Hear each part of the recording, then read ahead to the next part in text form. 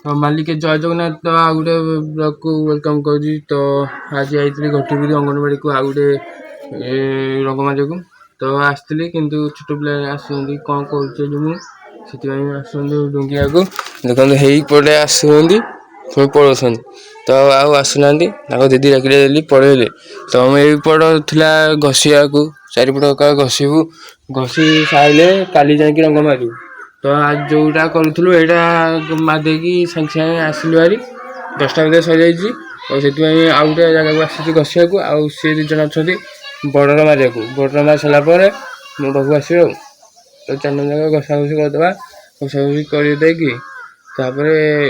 के कौन जा देखा छोट सब सरी जाइए गोबरटा घसा घुसी हम तो घसा घुसी करी तो इनु खाई से बसबी ये करी तो तो चलते आग टे रेस्ट नवा जहाँ चौकटा मार देखी आइली हारी